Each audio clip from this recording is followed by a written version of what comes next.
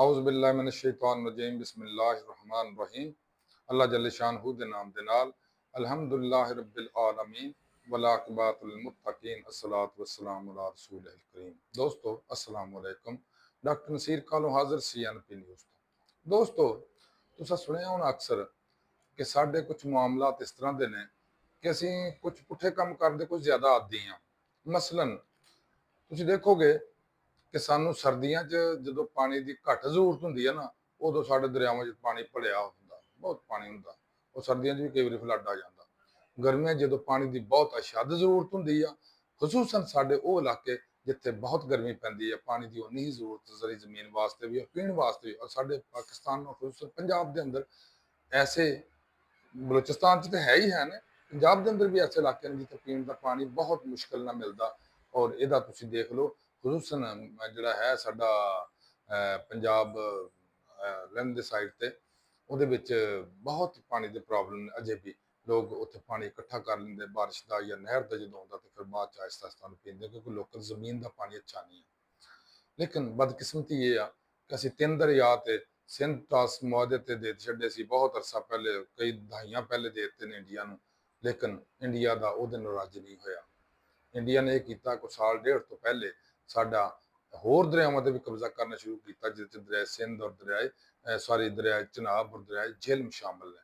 ਔਰ ਚਨਾਬ ਦਾ ਜਦੋਂ ਨੇ ਦੋ ਤਿੰਨ ਡੈਮ ਬਣਾਉਣ ਕੇ ਉੱਤੇ ਸ਼ੁਰੂ ਵੀ ਕਰ ਦਿੱਤੇ ਨੇ, ਬਲਕਿ ਉੱਥੇ ਸ਼ਾਇਦ ਉਹਨਾਂ ਨੇ ਕਾਫੀ ਸਾਰੀ ਕੰਸਟਰਕਸ਼ਨ ਕਰ ਵੀ ਲਈ ਔਰ ਪਾਣੀ ਆਪਣੇ ਕੰਟਰੋਲ 'ਚ ਕਰ ਲਿਆ ਵੇ।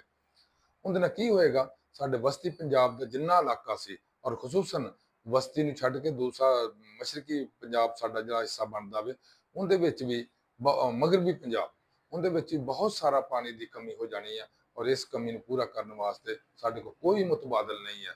ਮੁਤਬਾਦਲ ਕੀ ਹੋ ਸਕਦਾ ਸੀ ਕਿ ਅਸੀਂ ਦੂਸਰੇ ਪਾਣੀ ਜਿਹੜਾ ਪਾਣੀ ਜ਼ਾਇਆ ਕਰਕੇ ਸਮੁੰਦਰ 'ਚ ਭੇਜਨੇ ਆ, ਜਾਂ ਦਰਿਆਵਾਂ ਦਾ ਨਹਿਰਾਂ ਬਾਰਿਸ਼ ਦਾ ਪਾਣੀ ਜਿਹੜਾ ਅਸੀਂ ਜ਼ਾਇਆ ਕਰਕੇ ਉਹਨੂੰ ਸਮੁੰਦਰ 'ਚ ਭੇਜਨੇ ਆ, ਅਸੀਂ ਉਹਨੂੰ ਇਕੱਠਾ ਕਰਕੇ ਸਟਾਕ ਕਰਕੇ ਤੇ ਫਿਰ ਗਰਮੀਆਂ ਦੇ ਮੌਸਮ 'ਚ ਜਾਂ ਜ਼ਰੂਰਤ ਦੇ ਮੁਤਾਬਕ ਉਹਨੂੰ ਇਸਤੇਮਾਲ ਕਰ ਸਕਦੇ ਹਾਂ। ਲੇਕਿਨ ਸਾਡੇ ਮੁਲਕ 'ਚ ਇਹ ਪ੍ਰਾਇੋਰਟੀ ਨਹੀਂ ਹੈ। ਇਹਨਾਂ ਗੌਰਮੈਂਟਾਂ ਦੀ, ਇਹਨਾਂ ਹਕੂਮਤਾਂ ਦੀ ਇਹ ਪ੍ਰਾਇੋਰਟੀ ਨਹੀਂ ਹੈ। ਕਿਉਂ?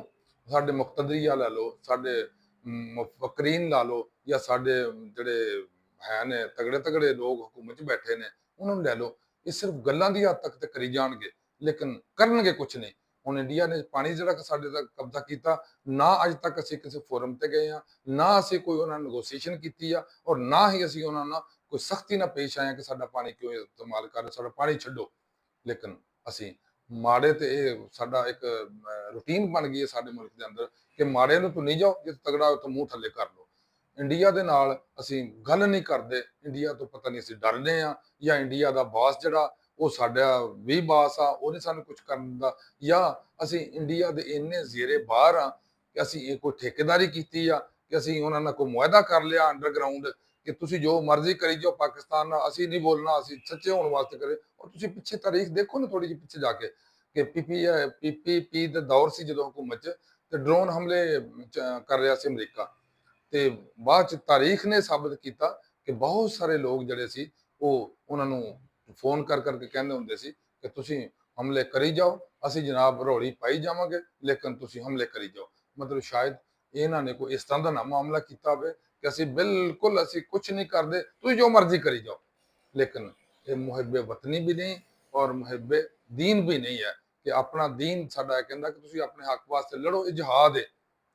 ਔਰ ਸਾਡਾ ਮੁਲਕ ਇਹ ਚਾਹੁੰਦਾ ਕਿ ਸਾਡੇ ਕਾਨੂੰਨ ਵੀ ਇਹ ਕਹਿੰਦਾ ਕਿ ਕਿਸੇ ਦੀ ਹੱਕ ਤਲਫੀ ਨਹੀਂ ਹੋਣੀ ਚਾਹੀਦੀ, ਲਿਹਾਜ਼ਾ ਸਾਨੂੰ ਆਪਣਾ ਹੱਕ ਲੈਣਾ ਚਾਹੀਦਾ, ਔਰ ਆਰਾਮ ਨਾਲ ਮਿਲੇ ਉਹ ਛੀਨਣਾ ਚਾਹੀਦਾ। ਲੇਕਿਨ ਨਾ ਅਸੀਂ ਮੰਗਦੇ ਆ, ਨਾ ਅਸੀਂ ਆਪਣਾ ਹੱਕ ਲੈਨੇ ਆ, ਔਰ ਨਾ ਹੀ ਅਸੀਂ ਆਪਣਾ ਹੱਕ ਛੀਨਣ ਦੇ ਕਾਬਲ ਆ ਕਿ ਇੰਡੀਆ ਕੋ ਅਸੀਂ ਛੀਨ ਸਕੀਏ।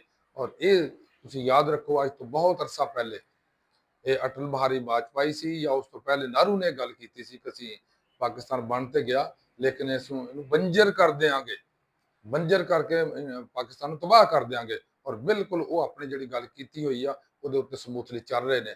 ਲੇਕਿਨ ਅਸੀਂ ਬਿਲਕੁਲ ਜਿਸ ਤਰ੍ਹਾਂ ਇਸਰਾਈਲ ਨੇ ਕਿਹਾ ਸੀ ਕਿ ਅਸੀਂ ਇੱਕ ਗ੍ਰੇਟਰ ਇਸਰਾਈਲ ਤਿਆਰ ਕਰਨਾ ਵੇ, ਬਣਾਉਣਾ ਵੇ, ਔਰ ਉਹਦੇ ਵਾਸਤੇ ਉਹ ਕੰਮ ਕਰ ਰਿਹਾ। ਲੇਕਿਨ ਜਿਹੜੇ ਜਿਹੜੇ ਨਾਲ ਮੁਸਲਮਾਨ ਮੁਲਕ ਉਹ ਕੱਖ ਨਹੀਂ ਕਰ ਰਹੇ ਉਹਨੂੰ ਰੋਕਣ ਵਾਸਤੇ। ਇਸੇ ਤਰ੍ਹਾਂ ਹੀ ਇੰਡੀਆ ਨੇ ਕਿਹਾ ਸੀ ਅਸੀਂ ਪਾਕਿਸਤਾਨ ਨੂੰ ਬਿਆਬੋ ਗਿਆ ਜੰਗਲ ਜਾਂ ਬਿਆਬੋ ਦਾ ਰੇਗਿਸਤਾਨ ਬਣਾ ਦਿਆਂਗੇ, ਲੇਕਿਨ ਅਸੀਂ ਉਹਦੇ ਤਦਾਰਕ ਵਾਸਤੇ ਕੁਝ ਨਹੀਂ ਕੀਤਾ। ਲੇਕਿਨ ਇੰਡੀਆ ਨੇ ਹਰ ਉਹ ਕੰਮ ਕੀਤਾ ਜਿਹੜਾ ਸਾਡੇ ਖਿਲਾਫ ਉਹ ਕਰ ਸਕਦਾ ਵਾ ਸਾਡੇ ਪਾਕਿਸਤਾਨ ਤਬਾਹ ਕਰਨ ਵਾਸਤੇ।